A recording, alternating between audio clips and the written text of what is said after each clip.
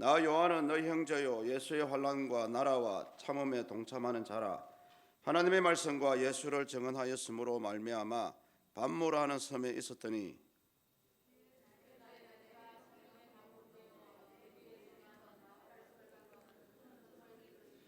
이르되 내가 보는 것을 두루마리에 써서 에베소, 스모나, 버가모, 두아디라, 사데, 빌라델비아, 라오디게아 등 7교회에 보내라 하시기로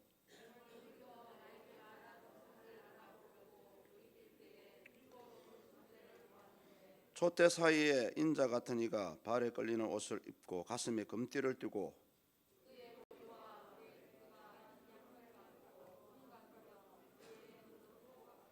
그의 발은 풀무불에 단련한 빛나는 주석 같고 그의 음성은 맑은 물수리와 같으며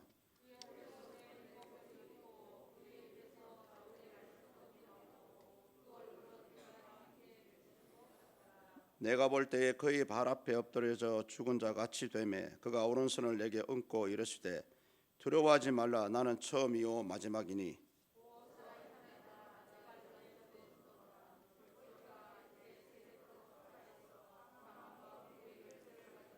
그러므로 내가 본 것과 지금 있는 일과 장차 될 일을 기록하라.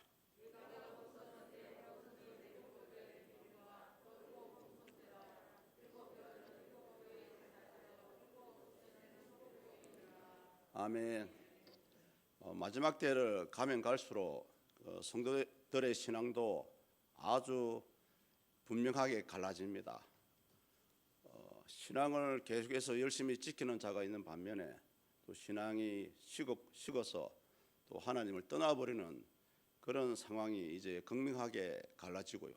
또 그러한 모습들을 자주 볼 수가 있을 것입니다. 저는 이제 2주간에 걸쳐 가지고 요한계시록 1장 서론 부분을 마쳤습니다. 이제 드디어 이제 오늘부터 읽으셨던 그 1장 9절부터 이제 본론이 시작이 되고 있습니다.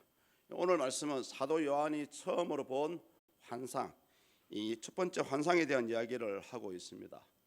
근데 우리가 이 말씀을 보면서 한 가지 우리가 짚어가야 될 부분이 뭐냐 하면은 일반적으로 이 환상을 보았다면은 그 환상이 진짜 하나님이 주시는 환상인지 성경적인지 아니면 비성경적인지를 우리는 먼저 분별할 줄 알아야 됩니다. 보통 많은 사람들이 꿈을 꾸지요. 하나님 주시는 꿈이 있고요. 또 사탄이 주는 또 잘못된 꿈이 있습니다. 그것도 마찬가지입니다. 어찌됐든 오늘 사도 요한이 환상을 봤다 하고 그러는데 과연 그 환상이 맞는지 안 맞는지를 우리가 어떻게 검증할 것입니까? 이 환상을 분별하는 기준은 당연히 성경 66권입니다. 요한이 보았던 환상을 구별하기 위해서는 1세기 당시에는 아직까지 신약 성경이 정경으로 체계화되지 않았기 때문에 AD 90년경에 정경화가 되었던 이 구약 성경을 토대로 해서 과연 사도 요한이 꾸었던 환상이 하나님이 주신 것이 맞는지를 우리가 분별을 할 수가 있습니다. 특히 오늘 사도 요한이 이 본문에서 보여주는 말씀 가운데 핵심이 되는 단어가 보는 것 또는 본 것이라는 단어가 나옵니다. 이 사도 요한이 본 것은 바로 예수 그리스도, 현현하신 예수 그리스도의 모습을 환상으로 보았고요. 또 그 본 것을 이제 저와 여러분들에게 이제 증언하는 그런 부분입니다. 그래서 우리는 오늘 이 부분을 통해서 과연 사도 요한이 본 이 환상이 성경적인지를 우리가 한번 확인을 해봐야 되고요. 또 그 의미하는 바를 사람이 이렇게 무슨 의미다라고 할 수 없거든요. 신학자들도 아무 근거 없이 어떤 의미를 내세우지 않습니다. 그 근거는 구약 성경입니다. 사도 요한이 꾸었던 이 환상 역시 구약 성경에 나와 있고요. 또 의미하는 그 해답 역시 구약 성경에 나와 있습니다. 먼저 사도 요한은 자신을 그 첫 번째 환상을 설명하기 이전에 자기 자신을 먼저 소개하는 부분이 나옵니다. 그 부분이 9절에 나오죠. 우리 9절을 함께 읽어볼까요? 나 요한은 너희 형제요 예수의 환난과 나라와 참음에 동참하는 자라.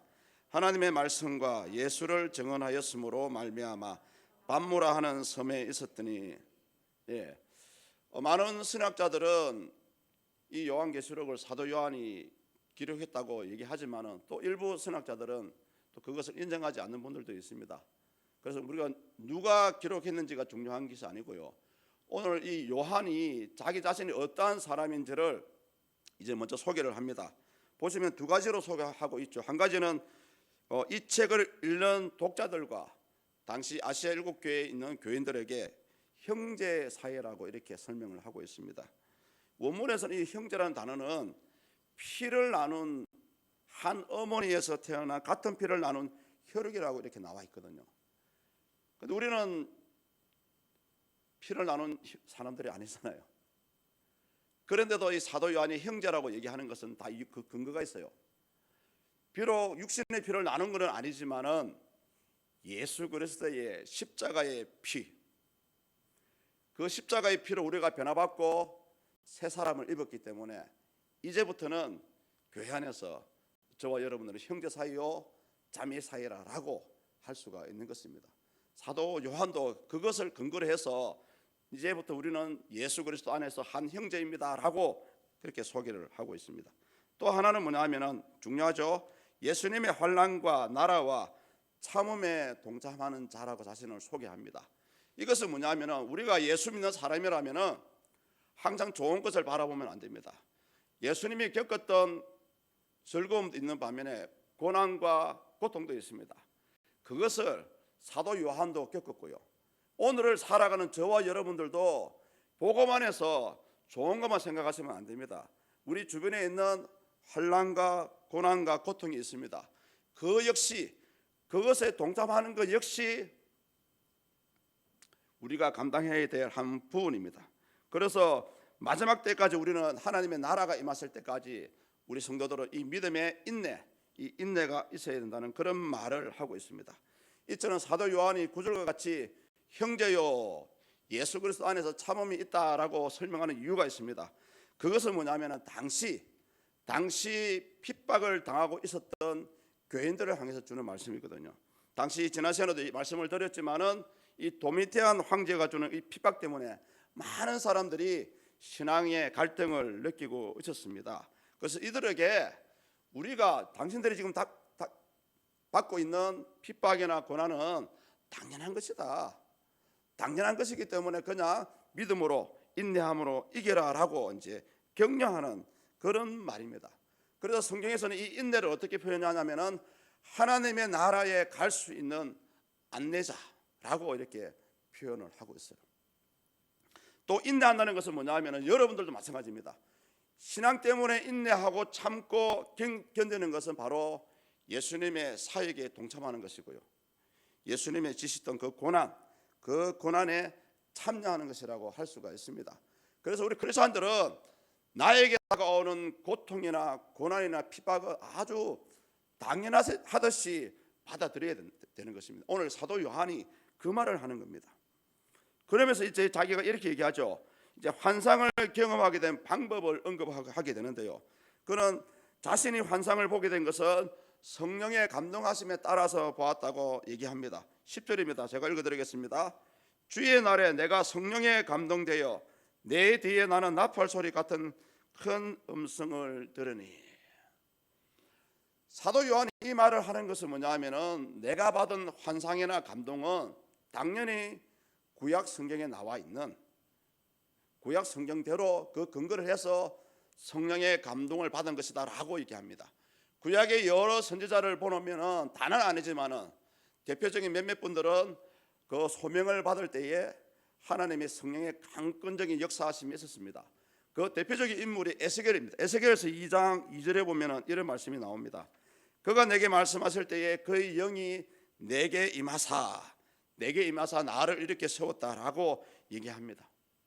또 이어서 보시면은 출애굽 19장에 보면은 선지자 모세가 하나님과 대화할 때에 나팔 소리 같은 큰 음성이 났다 그랬거든요. 그래서 이 나팔 소리와 같은 큰 음성은 뭐냐면 바로 사도 요한도 이 나팔 소리 같은 큰 음성을 들었는데 그 음성이 바로 하나님의 음성이라는 거죠. 출애굽기 19장 19절을 보시면 됩니다. 나팔 소리가 점점 커질 때에 모세가 말한즉 하나님이 음성으로 대답하시더라. 그래서 이 영이 굉장히 밝은 사람들이 하나님을 만났다라고 가끔씩 사적인 대화를 나눠요. 그럼 하나님의 음성이 어떻게 들렸습니까? 라고 물어보면 대부분 나팔 소리와 같이 큰 음성이 들렸습니다 라고 대답하는 경우가 많습니다. 그것은 엄연히 성경적인 부분이죠. 그래서 사도 요한이 이렇게 에스겔이 성령의 충만함을 받았던 경험과 모세가 하나님을 만나서 대화할 때 큰 나팔 소리 같은 음성을 들었다라고 이렇게 언급하는 것은 자기 자신 역시, 사도 요한 역시 나도 구약의 선지자와 같은 그런 레벨의 사람이다라는 것을 이제 언급하는 그런 분이라고 할 수가 있습니다. 이 말을 다시금 얘기하면은 내가 예수님에 대한 계시를 설명을 하는데 이 계시 역시 하나님께서 나에게 시키신 일이다라는 것을 말씀하고 있는 부분입니다. 이제 그렇다면 이제 성령의 감동으로 사도 요한이 받은 명령이 있거든요. 그 명령이 무엇입니까? 본문 11절에 나옵니다. 우리 11절을 다 같이 읽어보시겠습니다. 이르되 내가 보는 것을 두루마리에 써서 에베소, 스무나, 브가모, 두아디라, 사대, 빌라델비아, 라오디게아 등 7교회에 보내라 하시기로. 아멘. 오늘 11절에서 사도 요한이 받은 명령을 얘기하고 있습니다. 사도 요한이 보는 것을 보내라 라는 명령을 받았죠. 보는 것을 보내라 하는 명령을 받았습니다. 사실은 이 사도 요한이 이 받은 이런 예언의 사명은 이미 구약의 여러 선지자들에게도 하나님이 주셨던 동일한 사명입니다. 볼까요? 출애굽기 17장 14절을 보면은 하나님께서 모세에게 주시는 사명입니다. 여호와께서 모세에게 이르시되 이것을 책에 기록하여 기념하라 라고 얘기하셨죠. 그래서 우리 신학자들은 모세의 오경을 당연히 모세가 지었다라고 인정을 합니다. 이사야서 30장 8절을 보시면 하나님께서 이사야에게 이렇게 명령합니다. 서판에 기록하며 책에 써서 후세에 영원히 있게 하라. 또 예레미야서 36장 2절에 보시면 예레미야에게 이런 사명을 주시죠. 두루마리 책을 가져다가 모든 말을 거기에 기록하라 라고 얘기합니다.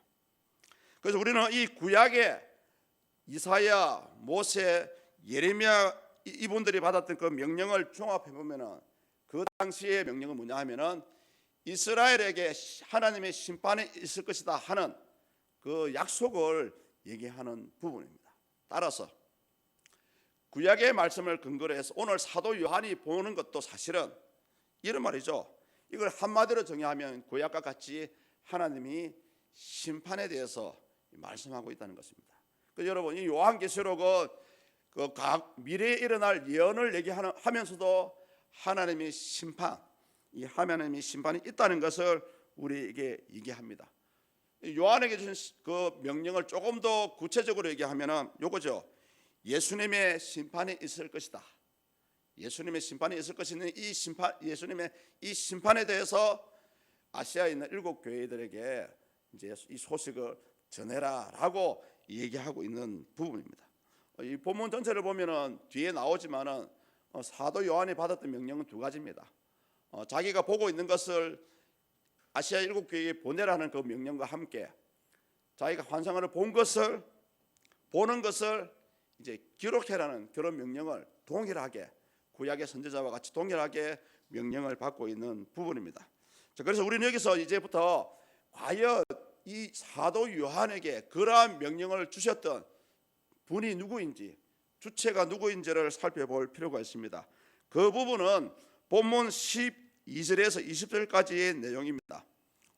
간단히 얘기하면 바로 요한에게 환상을 보여주시고 명령하신 분은 바로 예수 그리스도입니다. 그걸 증명하는 것이 바로 예수님께서 요한에게 명령을 주시면서 나타나셨던 그 모습, 현현하신 모습이라고 얘기할 수가 있죠. 그래서 오늘 이 사도 요한에게 보였던 예수님의 모습 역시 사도 요한이 독창적으로 이렇게 지어낸 그런 내용이 아니고요. 이 부분 역시 구약에 나와 있어요. 자, 그래서 우리는 이 예수님의 현현에 대해서 이제 설명을 드릴 터인데 우리는 한 세 부분으로 나누어서 이제 설명을 한번 들어봐야 됩니다. 그래서 오늘 이 설교를 들었을 때에 설교다라고 생각하지 마시고 지금 우리가 몰랐던 부분을 알아가는 성경을 공부한다라고 생각을 하시면 조금 지루하심이 좀 덜할 것 같습니다. 첫 번째 부분은 뭐냐면은 이 환상의 장면을 설명하고 있어요.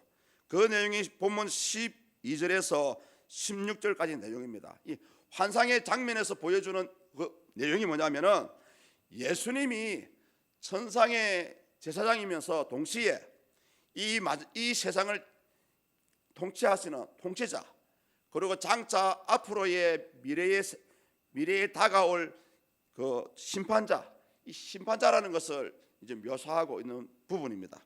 그리고 특히 요한이 가장 먼저 본 장면이 나오거든요. 그 부분이 뭐냐면은 15절에 나옵니다. 7 검촛대가 나오죠. 사실 7 검촛대는 제가 지난 시간에 설명을 드렸던 부분입니다. 당연히 이 7 검촛대는 교회를 상징합니다. 구약에 보면은 스가랴서 4장 2절에서 6절에 또 동일하게 그런 내용이 나오는데, 스가랴서 4장 2절에서는 이 촛대라라고 말하지 않고요, 순금 등잔대라고 얘기합니다. 그래서 이 순금 촛대의 역할이 뭡니까 여러분? 촛대는 불을 밝히는 거예요. 물론 그 당시 촛대는 이스라엘을 상징합니다. 그 이스라엘이 하나님의 택한 백성으로서 하나님을 모르는 사람들에게 빛을 발하라는 거죠. 이 촛대가 교회라는 의미는 뭐냐면은 오늘날 모여있는 저와 여러분들이 이 촛대와 같은 역할을 해야 된다는 거예요. 바로 빛으로서, 소금으로서 이 시대를 밝히는 그런 역할을 해야 됩니다. 그것이 촛대의 역할이 있거든요. 근데 이제 스가랴서 4장 6절로 넘어가면은 이 7 등잔을 또 다르게 설명을 합니다. 이렇게 설명합니다. 이는 힘으로 되지 아니하며 능력으로 되지 아니하고 오직 나의 영으로 되느니라. 이 당시 스가랴 선지자에게 주셨던 이 예언은 그 당시 성전을 재건할 수 있는 능력을 주셨는데, 그 능력이 바로 성령이라는 거죠. 이 말을 오늘날 우리에게 적용해 보면은 이 부분이 뭐냐면은 스가랴 세대의 교회, 성전, 1세기 당시의 교회, 지금의 모든 교회들은 바로 모든 이 교회들은 성령께서 통치를 하고 있다는 거죠. 오늘날 우리 교회들이 사람이 일하는 것 같은 사실은 성령께서 눈에 보이지 않지만 이 모든 것을 이끌어 가십니다. 우리가 예를 들어서 직분자를 뽑는 것도 마찬가지예요. 그분이 잘해서 직분을 받은 것 같은데 사실은 아닙니다. 성령께서 여러분들의 마음을 감동시켜서 그분을 하나님께 추천한 거예요. 그래서 이 직분도 성령의 감동하심으로, 성령의 간섭하심으로 이 직분을 받았던 거예요. 오늘날 많은 교회들이 왜 시끄러운 줄 아십니까? 성령께서 통치하시도록 그런 환경을 만들어 드려야 되는데 도리어 사람의 힘으로 하려고 하다 보니까 교회가 시끄러운 거예요. 그래서 오늘 이 사도 요한이 보았던 첫 번째 환상이 7 검촛대라는 것은 하나님의 교회는 사람의 힘으로 절대적으로 하면 안 되고 성령의 간섭하심으로 이 모든 것들을 이끌어 가야 된다는 것입니다. 그래서 신학자들은 이 부분에서 이렇게 얘기합니다. 오늘날 지상교회는 천상의 교회와 같다라고 얘기합니다. 오늘날 지상교회는 천상의 교회와 연결되어 있다라고 얘기합니다. 두 번째 요한이 본 장면은 인자의 모습입니다. 그 부분이 본문 13절과 16절에 보시면 아주 자세하게 나와 있습니다. 제가 일일이 다 설명드릴 필요는 없을 것 같고요, 우리 13절만 한번 읽어볼까요? 촛대 사이에 인자 같은 이가 발에 끌리는 옷을 입고 가슴에 금띠를 띠고. 우리는 이제 이 인자의 모습에 좀 관심을 가질 필요가 있습니다. 인자는 사람의 아들이라는 뜻이죠. 이 인자의 모습에 대해서는 이미 다니엘서에 보면은 나와 있어요. 다니엘서 7장이라든지 다니엘서 10장에 보시면은 인자에 대해서 미리 잘 설명이 되어 있습니다. 우리는 여기서 무엇을 봐야 되냐면은 13절에 보면은 방금 읽었죠. 촛대 사이에 있는 이 인자를 봐야 됩니다. 촛대 사이에 있는 인자는 무슨 뜻일까? 과연 무엇을 의미할까라고 한번 생각해 봐야 되죠. 다 아시죠? 촛대 사이에 인자가 있다는 것은 뭐냐 하면은 구약에 보십시오. 구약의 예를 보시면은 제사장들이 성전에서 등불과 촛대를 관리하죠. 그렇지 않습니까? 바로 이것은 뭐냐면 인자도 촛대 사이에서 이 촛대를 관리한다는 말씀입니다. 다시 얘기하면은 우리 예수님께서 천상의 제사장으로서 오늘날 교회를 검면하시기도 하고 징계하시기도 한다는 그런 의미입니다. 제가 지난 시간에도 말씀을 드렸지만은 예수님께서 교회를 검면하고 징계하시고 또 예수 믿는 사람 개인을 축복하시기도 하고 검면하시기도 하고 징계하시기도 하는 것은 미래에 다가올 마지막 때에만 일어나는 것이 아니고요, 지금도 일어나고 있다는 것입니다. 다시 합니다. 촛대 사이에 인자가 있다는 것은 예수님이 하늘에 올라가셨지만은 마지막 때에 다시 이 땅에 오실 것이지만은 지금도 하늘에서 천상에서 제사장으로서 이 땅에 있는 지상교회를 관리하시고 검면하기도 하시고 책망을 내리시기도 한다는 그런 뜻입니다. 그래서 제가 지난 시간에 그랬잖아요. 예수님이 재림이 언제 옵니까? 라고 물어봤을 때 두 가지가 있다고 얘기했습니다. 마지막 때에도 예수님의 재림이 있고요, 지금 현재에도 계속적으로 예수님의 찾아오심이 있다고 얘기했습니다. 뭐 때문에 찾아오십니까? 복을 주시고 때로는 심판을 하시기 위해서 지금도 예수님께서 각 교회를 간섭하시고 이끌어가고 있다는 그런 말입니다.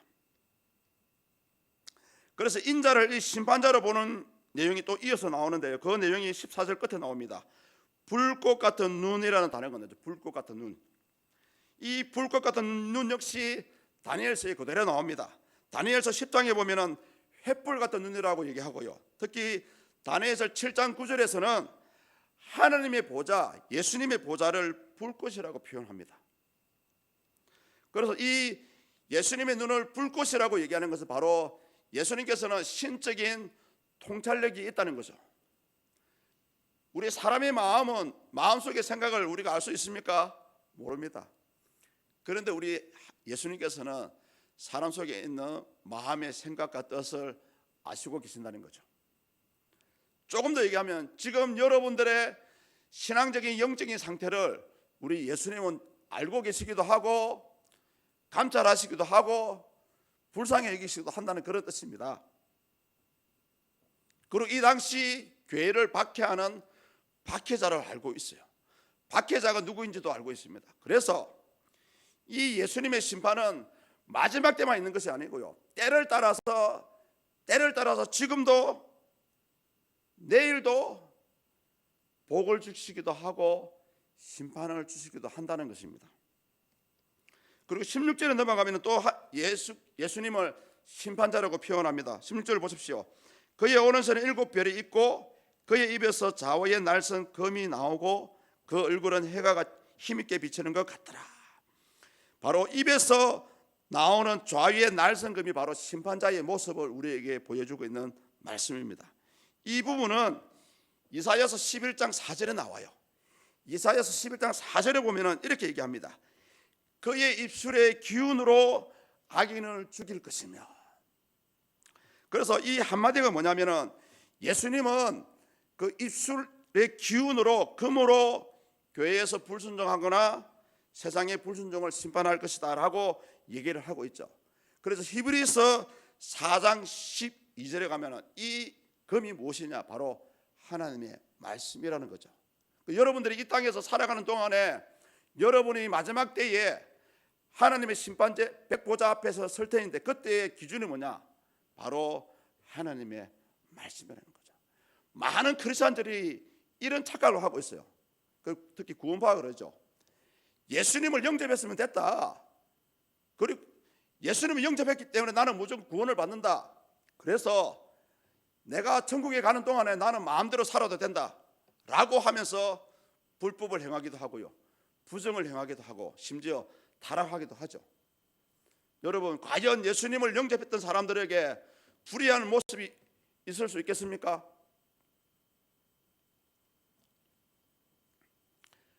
예수 믿는다 하면서 아직까지도 불의한 행동을 하고 불의한 모습을 하는 것은 실제로 그 사람은 예수님을 믿는 것이 아닙니다.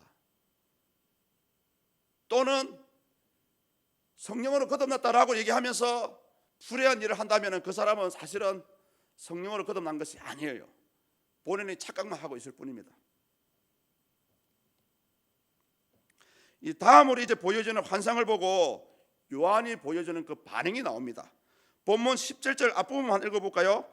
내가 볼 때에 그의 발 앞에 엎드려 죽은 자 같이 되매. 엎드려 죽은 자 같이 되매. 다니엘 선지자도 다니엘서 9장에 보면은 하나님을 만나는 장면이 나옵니다. 그때 이렇게 나오죠. 계시를 받을 때에 얼굴을 땅에 대고 엎드려 깊이 잠들기도 했다는 그런 내용이 나옵니다. 왜 하나님을 만나고 하나님 보내신 천사를 만났는데 왜 이렇게 엎드려져야 됩니까? 죽은 듯이 잠을 자야 됩니까? 그 부분은 뭐냐 하면은 출애굽기 33장 20절에 보면 나옵니다. 출애굽기 33장 20절에 보면은 하나님께서 이런 말씀을 하시죠. 모세가 하나님을 보여달라고 했을 때에 나를 보고 살아있을 자가 없다라고 얘기합니다. 보십시오 여러분, 우리가 하나님의 보내신 천사를 만나고요, 하나님의 예수님이 환상을 봤다 했을 때에 왜 사람을 엎드려 줄 수밖에 없냐? 그것은 바로 우리 인간은 하나님 앞에서는 연약한 존재이고요, 하나님 앞에서는 아주 더러운 존재입니다. 거룩하신 하나님을 만났을 때에 더럽고 추한 사람은 그 앞에서 죽을 수밖에 없습니다. 그래서 하나님이 보실 때 우리 인간은 아무리 잘났다고 할지라도 육체의 한계를 가지고 있습니다. 그리고 지을 수 없는 죄의 본성을 가지고 있어요. 그런 더러운 것으로 거룩하고 깨끗하신 하나님을 만나니까 자연적으로 우리 속에 있는 죄가 죽는 모습입니다. 들판에 있는 배가 익으면 어떤 모습을 보입니까 여러분? 고개를 숙입니다. 그래서 우리는 이 17절을 통해서 우리는 어떤 교훈을 받아야 하냐면은 사람이 은혜를 받으면 받을수록, 하나님을 많이 알면 알수록 우리는 하나님 앞에 머리를 숙일 줄 알아야 됩니다. 조금 더 얘기할게요. 사도 요한이 오늘 이 부분을 얘기하는 것은 아주 중요한 진리가 숨어 있어요. 참된 성도라면은 하나님과 세우신 교회와 선포되는 하나님 말씀 앞에 머리를 숙일 수 있어야 된다는 것을 우리에게 보여줍니다. 오늘 많은 크리스찬들이 교회를 떠나갑니다. 수평 이동을 해요. 왜 그런지 아십니까? 다니는 교회에서 치료를 받으니까, 다니는 교회에서 권면을 받으니까. 교회에서 주는 권면을 순수하게 받아들여야 됩니다. 오늘 사도 요한이 그거를 얘기하는 거예요. 그렇지 못한 사람을 잠언서에서는 이렇게 경고합니다. 잠언서 16장 18절입니다. 교만은 패망의 선봉이요. 구약에 보시면은 하나님이 사울 왕을 세우고 사무엘 선지자를 통해서 어찌됐든 사울을 통해서 그 가문이 왕의 가문으로 세워져 가기를 원했습니다. 처음부터 하나님께서 사울이 싫어서 그 왕권을 빼앗은 게 아니에요. 그런데 사울은 교만했습니다. 선지자 사무엘을 통해서 전해지던 하나님의 명령에 불순종하지 않았습니까? 자기가 제사장으로 제사를 지내기도 하고요. 분명히 전쟁에 나가서 모든 것들을 진멸하라고 명령하셨는데 사울은 자기에게 좋은 것을 해서 여자를 살려주기도 하고요, 좋은 짐승들을 살려놓기도 했죠. 그래서 하나님께서 그 다윗에게 사울을 피하시고 다윗에게 왕권을 넘겨주신 것입니다. 오늘 우리가 이 선지자들이 주의 천사를 만나서 엎드려진다는 것은 우리 인간은 하나님 앞에 설 때에 하나님은 진짜 보잘것없는 존재라는 것을 우리에게 보여주는 말씀입니다. 성경을 보십시오. 하나님께서 야곱을 평가할 때 뭐라 말씀하십니까? 지렁이 같은 너희 야곱아, 우리 인생은 먼지와 같다 했습니다. 이런 먼지와 같은 사람들이 어떻게 하나님 앞에, 하나님이 세우신 교회 앞에, 하나님의 말씀 앞에 고개를 빳빳이 들어서고 교만할 수가 있습니까? 우리 하나님께서는 사랑이 많으신 분입니다만은, 그런데 그렇게 교만한 사람을 싫어하신대요. 이거는 제 말이 아니고요, 구약의 성경을 잘 읽어보십시오. 이제 마지막으로 이 환상에 대한 해석을 사도 요한이 해줍니다. 그 부분이 마지막 17절 하반절에서 20절까지 나오고 있습니다. 이 부분의 핵심은 뭐냐면은, 한마디로 인자는, 자기가 환상으로 보았던 인자는 역사의 주관자라는 것을 우리에게 보여줍니다. 우리 17절 하반절부터 다 같이 읽어보겠습니다. 그가 오른손을 내게 얹고 이르시되 두려워하지 말라, 나는 처음이요 마지막이니. 여러분, 이상하지 않습니까? 나는 처음이요 마지막이라는 용어는 누구를 가리키는 겁니까? 하나님이잖아요. 원래 하나님께서 알파와 오메가라 했었고요, 하나님께서 처음에 모세를 만날 때 나는 처음이요 끝이다 하면서 나는 스스로 있는 자 여호와라고 하지 않았습니까? 그런데 오늘 사도 요한이 이 인자 대신에 예수님을 표현하는데, 예수님이 처음이요 마지막이라고 얘기합니다. 그래서 여러분, 우리가 이 말은 뭐냐면은, 우리 신학자들은 하나님이 쓰셔야 될 용어를 예수님께서 쓰고 있다라고 해서 이 부분은 그리스도의 신적인 자기 선언이다라고 얘기합니다. 구약에 보면은 하나님도 동일하게 하나님이 자기가 어떤 분인지를 선포하시는 부분이 나오거든요. 이사야서 41장 4절에 나옵니다. 나 여호와라, 처음에도 나요 나중에 있을 자에게도 내가 곧 그니라, 이렇게 얘기하죠 있죠. 그래서 오늘 사도 요한이 이 나는 처음이요 마지막이라고 얘기하는 것은 예수님 자신이 바로 하나님이라는 것을 우리에게 보여주는 부분이고요, 하나님이 세상의 주관자이듯이 예수님 역시 온 인류의 역사를 주관하시는 역사의 주관자라는 것을 말씀을 하고 있습니다. 그래서 18절에 보시면은 예수님을 죽은 자라고 얘기하고 있지 않고요, 살아있는 분이라고 얘기하고 있지 않습니까? 보십시오. 18절을 보시면은 인자가 예수님을 표현할 때에 이 부활이라는 용어가 들어갑니다. 나는 살아있고 살아있는 점점점, 중간에 보시면 전에 죽었었노라 점점점, 세세토록 살아있어. 바로 예수님의 부활을 통해서 예수님이 지금도 살아있는 것은 바로 예수님 역시 인류의 역사를 주관하시는 분이라고 얘기합니다. 많은 분들이 우리 하나님이 세상을 주관하고 있다고 얘기합니다. 맞아요, 그것도 맞습니다만은 예수님이 오신 이후로부터 하나님께서 모든 것을, 모든 심판할 것을, 모든 역사의 주관자를 예수님께 그 권한을 넘겨주셨다는 것입니다. 그것들 우리는 이제 오늘 본문의 핵심이 되는 한 구절만 남겨놓고 있습니다. 이 구절은 뭐냐면은, 인자에 대한 환상을 본 요한에게 다시 한번 우리 예수님께서 명령을 주시는 그런 부분입니다. 우리 19절을 다 같이 읽습니다. 시작.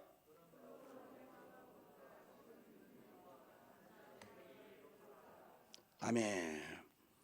그러므로 내가 본 것과 지금 있는 일과 장차 될 일을 기록하라. 이것이 무슨 말씀일까요? 이 19절의 말씀은 뭐냐면은, 요한 역시 요한이 처한 시기 역시 마지막 때였습니다. 요한이 이 글을 적고 있을 때 역시 마지막 때였어요. 왜요? 이미 말세는 예수님이 이 땅에 오셔서 십자가에 죽으시고 부활하심으로 말세가 시작이 되었습니다. 자, 그러다 보니까 하나님께서 이 19절 같이 얘기하신 이유가 뭐냐면은, 이제부터는 지금부터 현재 벌어지는 주변에 일어나는 일들과 장차 앞으로 진행될 일을 기록해서 전해라는 거죠. 그래서 우리는 이 본 것, 지금 있는 일, 장차 될 일에 대해서 한번 신학자들이 얘기하는 부분에 대해서 설명을 드려야 됩니다. 여기서 이 본문에서 본 것은 뭐냐면은 1장 9절과 20절까지 부분을 얘기합니다. 보십시오. 아까 9절에서 사도 요한이 내가 보는 것을 이라는 단어가 나오지 않습니까? 그러니까 본문 1장 9절에서 20절까지 사도 요한이 보았던 환상을 가리키는 말입니다. 그리고 지금 있는 일, 지금 있는 일은 뭐냐면 현재를 얘기하거든요. 현재 하나님께서 1세기 사도 요한이 이 책을 기록할 현재를 얘기하는데, 그것은 뭐냐면은 우리 다음 시간에 나눌 계시록 2장과 3장의 내용을 얘기합니다. 쉽게 얘기하면 1세기 당시의 아시아 교회 7교회의 그 현재 모습, 그 당시의 모습을 기록해라는 거죠. 그 당시의 모습을 얘기하는 부분입니다. 그리고 장차 될 일은 뭐냐 하면은 미래의 사건을 얘기하는데 계시록 4장에서 22장까지 기록될 미래의 일들을 얘기하는 부분입니다. 그래서 하나님께서 오늘 이 세례 요한에게 계시록을 적게 하신 이유가 뭐냐 하면은 현재 네가 보는 것과 그리고 지금 벌어지고 있는 일과 장차 될 일에 대해서 이 계시록이 말씀을 하고 있다는 거죠. 우리 이 19절을 통해서 우리는 뭘 알 수가 있냐면은 요한 계시록이 가리키고 있는 범위, 그 범주를 알 수가 있습니다. 그러니까 요한 계시록이 가리키는 범위가 뭐냐면은 예수님이 오셔서 십자가에 죽으시고 부활하신 그 시점부터, 그때부터 말세가 시작되었으니까 그 시점부터 이제 예수님의 재림이 될 세상이 끝날까지 이 중간에 일어나는 모든 사건에 대해서 이 계시록이 기록하고 있다는 거죠. 목사님 무슨 말씀을 하십니까? 요한이 적은 것은 1세기 당시의 일인데 맞습니다, 여러분. 이 말은 뭐냐면은 계시록에 기록되어서 나오고 있는 사건들은 각 시대마다 각 성도마다 계속해서 반복적으로 되풀이되고 있는 그런 부분입니다. 그래서 예수를 안 믿는 역사학자들 이런 말 하지 않습니까? 역사는 되풀이되고 있다. 여러분, 그 근거가 요한계시록이에요. 이 사도 요한이 현재 자기가 환상으로 보았던 것과 현재 1세기 당시 아시아 7교회가 어떤 모습으로 벌어지고 있는 그 현재의 일과 장차 될 일은 여러분 과거의 사건이 아니고요, 지금도 이 21세기를 살아가는 저와 여러분에게도 그와 유사한 사건이 되풀이되고 있다는 거죠. 많은 사람들이 코로나 때문에 예수님을 배교하고 있습니다. 그렇지 않습니까? 많은 사람들이 물론 우리 코로나 조심해야 됩니다만은 코로나를 핑계대고 예배를 멀리합니다. 다음에 하자. 여러분, 코로나 없어지지 않아요. 코로나가 저와 여러분을 당장 오늘 이 시간 죽인다 할지라도 우리는 예배를 드려줘야 됩니다. 그것이 참 신앙이에요. 이 현장이 당시 1세기에 있었다니까요. 도미티안 황제가 예수 믿는 자를 잡아놓고 바로 그 자리에서 너 예수 믿을래? 나를 믿을래? 내 우상에 절할래? 그 한마디에 살고 죽는 그런 모습들이 지금도 진행되고 있다니까요.